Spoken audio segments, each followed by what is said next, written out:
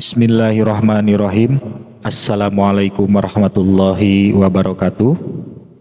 Berapa hari doa bisa dikabulkan oleh Allah Subhanahu wa Ta'ala?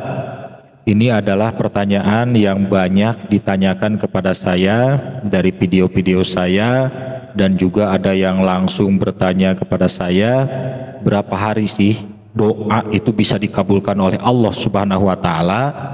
Nah, jawabannya bahwasanya doa itu tidak bisa kita prediksi bakal 1 hari dikabulkan, bakal 2 hari dikabulkan, atau 3 hari, atau 4 hari, atau mungkin bertahun-tahun. Jadi intinya masalah dikabulkan kapan itu adalah urusan Allah Subhanahu wa Ta'ala. Kita semua tidak bisa untuk mengklaim bahwa ini bakal dikabulkan sekian hari, tidak bisa. Namun berdasarkan pengalaman, ini saya akan menjelaskan berdasarkan pengalaman. Jadi bukan berdasarkan dalil hadis ya, ini berdasarkan pengalaman pribadi saya, karena saya masalah berdoa itu bisa dibilang dari sejak zaman dulu adalah makanan sehari-hari. Jadi yang namanya doa itu biasanya dikabulkan itu sekitar 100 hari. Kurang lebih ya, maksudnya kurang lebih sekitar 100 hari atau 3 bulan. Makanya kalau misalnya kita menjalankan doa itu harus rutin terus gitu kan, tiap hari. Bahkan di video saya sebelumnya itu sudah disampaikan bahwa berdoa itu harus tiap hari. Jangan belang betong istilahnya gitu kan. Belang-belang saat ini berdoa, besok lusa enggak berdoa, selanjutnya lagi berdoa lagi, minggu depannya berdoa lagi. Nah, harus rutin, konsisten, istiqomah tiap hari berdoa, dan kalau bisa pada waktu yang sama jamnya, itu lebih bagus gitu kan. Itu bukti konsisten kita kepada Allah Subhanahu wa Ta'ala.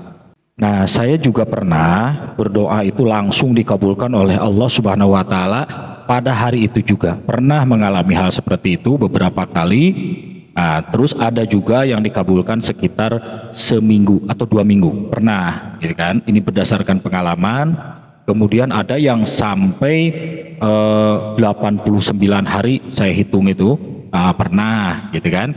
Nah, bahkan ada yang belum sampai saat ini belum terasa dikabulkan oleh Allah Subhanahu wa Ta'ala. Itu terasa belum gitu. Mungkin Allah sudah mengabulkan doa saya, tapi terasanya oleh saya mungkin belum, tapi Allah mempending gitu istilahnya.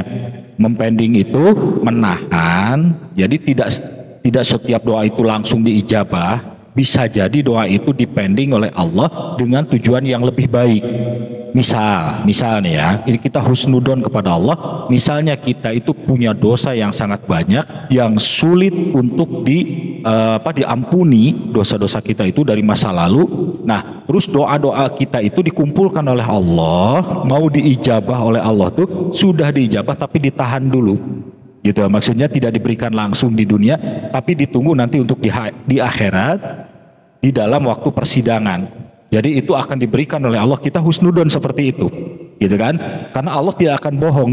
Allah sudah menjamin manusia bahwa siapapun silahkan berdoa atau minta padaku. Allah sudah membuka jaminan itu. Silahkan minta padaku, nanti aku kabulkan. Allah sudah janji, dan itu tidak akan bohong gitu. Cuma mungkin Allah berkehendak lain yang tujuannya jauh lebih manfaat buat kita. Itu maksudnya, kita husnudon kepada Allah. Jadi doa yakin dikabulkan oleh Allah, namun ada beberapa hal yang menjadi doa tersebut dipending, yang tujuannya untuk lebih baik buat kita. Nah, itu salah satunya. Kemudian kita juga melihat ini ada salah satu komentar di video saya sebelumnya, yaitu tata cara sholat tahajud ya. Di sini beliau memberikan komentar, ternyata 3 malam beliau sudah dikabulkan. Nah, alhamdulillah ya, teman kita, saudara kita juga yang komen di tata cara sholat tahajud sesama muslim, ini kita saudara, kita ikut senang. Ternyata 3 malam sudah dikabulkan oleh Allah. Jadi tidak ada yang menutup kemungkinan gitu kan. Siapapun berdoa, dan kita jangan punya pemikiran bahwa kita bukan nabi, bukan rasul, gak mustajab. Tidak ada seperti itu. Allah tetap akan mengabulkan siapapun yang memohon kepada Allah secara baik dan benar. Tapi tentunya ada cara, rahasianya. Nah, rahasianya itu yaitu satu, ini berdasarkan pengalaman saya. Berdoa tidak bisa berdoa begitu saja, harus ada ilmunya. Ilmunya apa? Ilmu sholat hajat, ilmu baca yasin, ilmu sholat tahajud. Nah itu pintu-pintu gerbangnya. Bisa melalui sholat sunnah yang tadi saya bilang, sholat hajat, tahajud. Ada juga yang melalui pintu baca yasin, gitu kan? Ada juga yang mungkin melalui umroh gitu. Yang mampu, yang punya biaya, bisa dengan cara umroh berdoa di Masjidil Haram. Karena itu makom mustajab. Nah itu semua adalah pintunya ya, pintu untuk berdoa kepada Allah, bisa melalui sholat sunnah, bisa melalui baca yasin, bisa melalui juga umroh kalau seandainya punya biaya, atau haji lebih bagus kan gitu. Nah di video-video saya sebelumnya juga sudah dibahas tentang cara supaya doa bisa dikabulkan cepat oleh Allah.